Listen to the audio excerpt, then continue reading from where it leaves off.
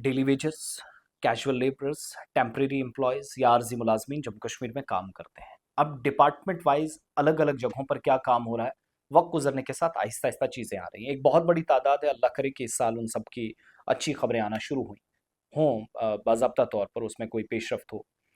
लेकिन सबसे बड़ी बात यह है, जो अच्छी खबर है, कि जम्मू के अंदर Jammu power distribution corporation limited ने मुलाजमीन को पक्का करना या मुस्तकिल करना या रेगुलाइज करना शुरू कर दिया है। और प्रायोरिटी पे रहे कंपैशनेट अपॉइंटमेंट्स वाले भी, हमदर्दना बुनियादों पर जिनकी तकर्रियाँ थी, जिनकी फैमिलीज इतने सालों से परेशान थी, कोई करंट लग के, कोई काम करते हुए, कोई कुछ करते हुए कहीं पर मर गया था जेपीडीसीएल के साथ जुड़े हुए, सो उन लोगों को भी राहत पहुंचाई गई है। कुल मिलाकर 35 पीडीएल, जो परमानेंट डेली लेबरर्स कहलाते हैं, और टेम्परेरी डेली लेबरर्स यानी टीडीएल एम्प्लॉयज़ कहलाते हैं, 35 इनको रेगुलाइज कर दिया गया है। अथॉरिटीज़ ने बाज़ाब्ता तौर पर वेरिफिकेशन का प्रोसेस शुरू कर दिया है, और 35 वर्कर्स रेगुलाइजेशन से तकरीबन 3500 से ज़्यादा लोगों को या अहले खाना को या अफराद को राहत पहुंचाएंगे, क्योंकि ये फैमिलीज़ का सवाल है।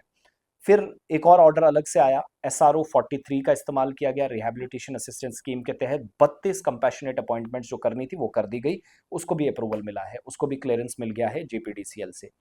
इस सिलसिले में हुआ क्या है कि एसआरओ 43 के तहत रिहैबिलिटेशन असिस्टेंस स्कीम, आरएएस जो कहलाती है, जिन लोगों को हमदर्दाना बुनियादों पर तकर्रियों की ज़रूरत थी, वो भी कर दी गई हैं। अब Jammu power distribution corporation limited JPDCL ने कंपैशनेट अपॉइंटमेंट्स पर मुलाजमत के लिए दरख्वास्तें देने वाले जो उम्मीदवार हैं, उनके लिए भी नोटिस जारी किया है। और जो कुल मिलाकर 35 लोग जो इन्होंने परमानेंट किए, फैमिलीज़ का इंतज़ार लंबे वक्त के बाद ख़त्म हुआ। एसआरओ 43 1994 का और Jammu Kashmir rehabilitation assistance scheme के तहत दरख्वास्त देने वाले उम्मीदवारों का एक तो कैरेक्टर सर्टिफिकेट मांगी गई, और जो पिछला उनका रिकॉर्ड था उसकी प्रोसेस भी उसका शुरू हो गया है। जेपीडीसीएल ने नोटिस के साथ एनेक्शर ए में शामिल जो उम्मीदवार हैं उनको डायरेक्शंस दी हैं कि वो 21 दिन के अंदर, 3 हफ्तों में, वो अपनी ईमेल आईडी और जो कॉन्टैक्ट है उसकी डिटेल्स या मोबाइल और सारा जो राब्ते की तफसीलात हैं वो मैनेजिंग डायरेक्टर के एडमिनिस्ट्रेटिव शोबे में जमा कराएं, ताकि ई वेरिफिकेशन रूल्स के मुताबिक इन्वेस्टिगेशन शुरू हो, और criminal investigation department Jammu Kashmir से कैरेक्टर सर्टिफिकेट और बाकी रिपोर्ट्स हासिल की जाएं। किसी के खिलाफ कोई केस तो नहीं लगा है, कुछ प्रॉब्लम तो नहीं है, वो सारी जांच होगी।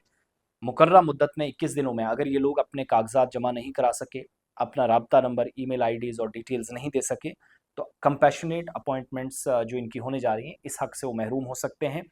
1 अगस्त को चीफ एडमिनिस्ट्रेटिव ऑफिसर जेपीडीसीएल जम्मू की तरफ से ये नोटिस जारी होता है। ये लंबा चौड़ा है, एनेक्शर ए में भी आप देखेंगे पेरेंटेज, एड्रेस और सारे रिमार्क्स उनसे मांगे गए ये हैं। सो 35 लोगों की रेगुलाइजेशन और कंपैशनेट अपॉइंटमेंट्स, फिर verification of character and antecedents of the applications who have applied for compassionate appointment under SRO 43.